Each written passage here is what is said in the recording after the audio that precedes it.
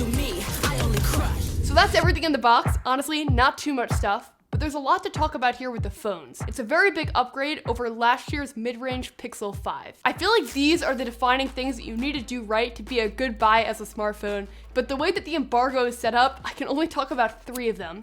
But I'm still gonna make this a worthwhile video, and then in the full review, I'll talk about all the rest. But let's start with the build, because I feel like one of the biggest criticisms last year of the Pixel 5 was that the build was basic. And this is definitely not basic. All the phones have a two-tone look, where the piece above the camera module is a more saturated version of the color below it. And I think that the green and the coral that I have here look really good, but to be honest, if I was solely buying this phone just to have, I would get the black. It's just that these two colors show up a lot better on video, so you're welcome. The finish this year on the phones also feels miles better than the Pixel 5 did last year. I do have one gripe with the regular Pixel 6 though, and it's that the back, you can definitely feel the seams where it goes into the aluminum frame. It feels like it wasn't completely smoothed out. On the 6 Pro, the back definitely feels a lot more polished and smoothed into the stainless steel frame. Not the end of the world, but it's definitely something that I've noticed. The buttons are super satisfying though. They definitely have a premium feel to them. And the side where the buttons are placed is a little bit etched in, so it makes it easy to find the buttons and then also even more satisfying when you're hitting them. The Pixel 6 has a 6.4-inch FHD Plus display with 411 pixels per inch and a 90 Hz refresh rate display. The 6 Pro, on the other hand, has a display that is 0.3 inches bigger, 30 Hz faster, and about 101 pixels per inch sharper. So the 6 Pro definitely has a better display, but both displays look pretty good. And the home screen, which is the only thing I can show you guys in this video, unfortunately, looks really good on both. And I think before we go further with the comparison, I want to make clear that it's not an apples to apples comparison.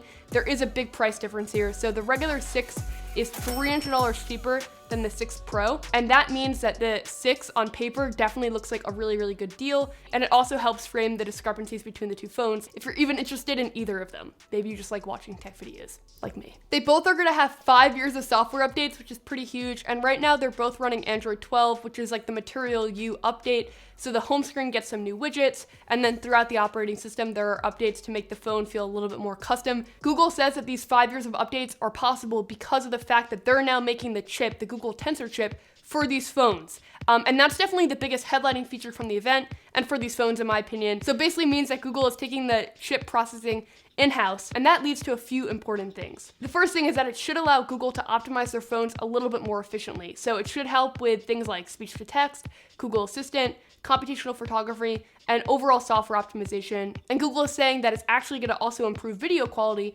because with the new processor power, they're going to be able to run very similar algorithms on the videos that they run on the photos. Like the photo processing on Pixels tends to be really good, but the video in the past has kind of been lacking. So they're saying that they'll be able to hopefully improve the quality of video. And then it also leads to a feature in Google Photos called Magic Eraser, which allows you to remove stuff from the background of an image really easily. So time will tell on those two features. Definitely will test them in the camera comparison. But I think from a high level, this is a really important change, because if we look at a company like Apple, they don't always have the highest end specs on paper, but they still tend to have some of the best smartphone performance in terms of image and picture quality in comparison to Android phones that have much higher specs on paper.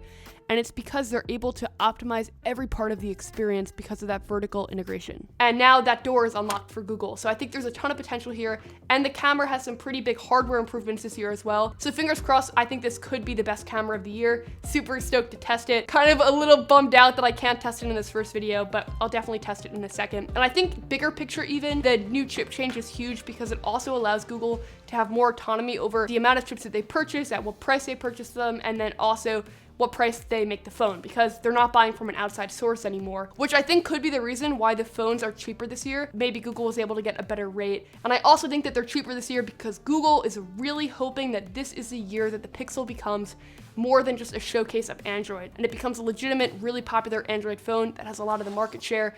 Pre-orders start on 10/19, which was yesterday, and a lot of the configurations are already sold out. So time will tell if it lives up to the hype. If you're wondering why this video is 1 day late, FedEx did what FedEx does best, which is they lost the package for a day. So I apologize, worked as fast as I could to get this out. Hope you found it helpful, insightful, etc. Full review, camera comparisons coming soon.